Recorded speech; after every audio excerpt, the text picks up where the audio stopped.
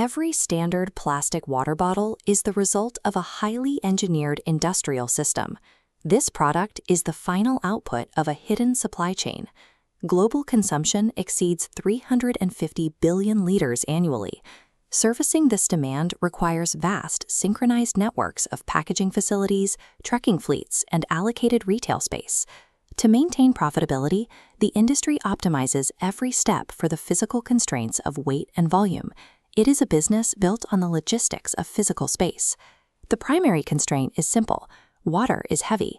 A single liter weighs exactly 1 kilogram, or approximately 62 pounds per cubic foot. This density creates a specific logistical challenge known as weigh out versus cube out. When loading bottled water, dispatchers hit the maximum legal road weight long before the trailer's physical volume is full. Because limits are reached so quickly, half the trailer remains empty. Shipping companies essentially pay to haul air. To make the business viable, manufacturers must find ways to circumvent these physical and financial inefficiencies. Manufacturing and shipping fully expanded empty bottles to a water source is cost prohibitive. The freight expenses of moving hollow containers would quickly exceed the value of the water. The industry manages this through the use of PET preforms. These are dense, miniature plastic blanks. During the initial injection molding stage, only the neck and the cap threads are formed to their final specifications. This design allows manufacturers to pack millions of compact units into a single truckload. It maximizes freight capacity by ensuring the plastic does not take up unnecessary space before it is needed. The preform ensures the product remains at its minimum volume until it reaches the water source.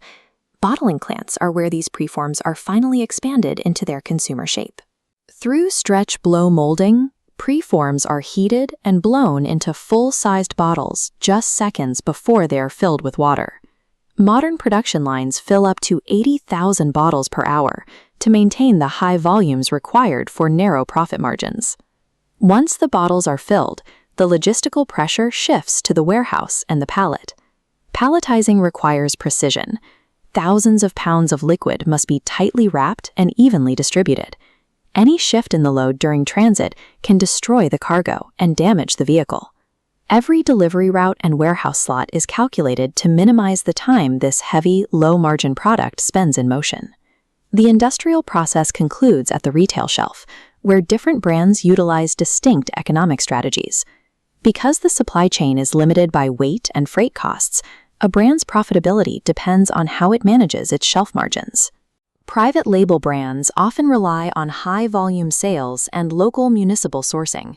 This minimizes long-haul trucking costs and keeps prices low for the consumer. Premium imported waters follow a different model. These brands command retail markups of 100 to 300%. This pricing structure is necessary to pay for the logistics of heavy glass packaging and transoceanic shipping. The final price of the bottle is a direct reflection of the specific logistical and branding strategy used to bring it to the store.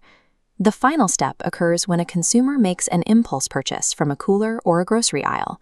This entire system is designed to function without the end user's awareness, providing a product that is consistently available and low in cost. The customer receives a bottle of water, having participated in the final stage of an optimized system for managing mass, volume, and global logistics.